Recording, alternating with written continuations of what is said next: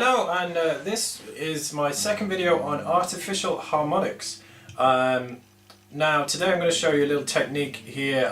It's used by many stringed musicians, not just bass players and not just guitarists. I'll demonstrate. Basically, here we go. I have a D chord, so the 5th fret, the 4th fret, and then the 7th fret. So that's 1, 3, and then the octave. Root, 3rd, and octave. Okay, on the D, so 5, 4, and 7. Okay, now what I'm going to do with the right hand is I'm going to play the artificial harmonics tapped with my fingers. Now, you notice here, you look at my fingers, I am tapping with this part here. This part here.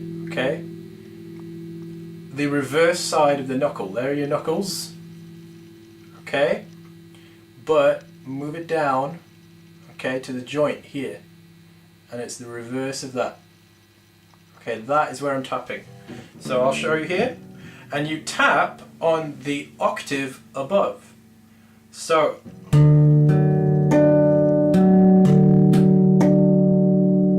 I am tapping directly onto the fret. If you can see that, I hope you can see that, and I hope that's clear enough for you. Okay, and it creates a nice harmonic sound. I'm not doing this. I'm not tapping. I'm not tapping. Okay, I am lightly bouncing it, sort of a similar way that you would bounce your thumb with slap. Except I'm using the reverse side of the joint here on my finger. Okay, so try that. It is quite fiddly.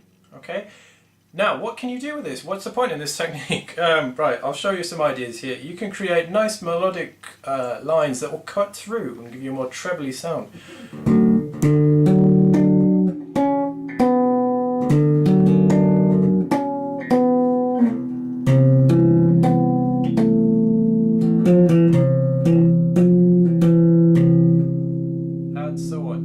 That kind of thing.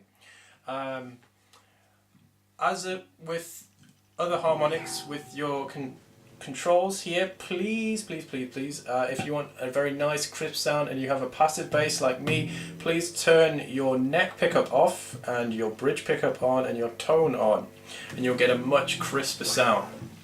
So that's a little example there of a technique that I sometimes use, but you might find use for it, you might not. And yes, it will help you with hand-eye coordination, because it's almost like how a piano player will play. Hand-eye coordination with the right hand and the left hand working in sync together.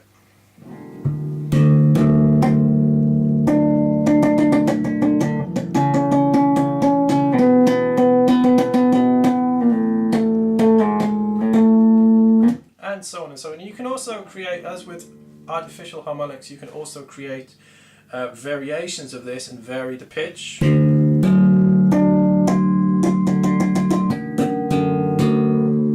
And so on and so on. But feel free to experiment with that. I won't go into that in too much detail. So I hope this little technique here is something new for you, for those advanced players out there. If you're a beginner, please don't worry about it. It will take time and practice.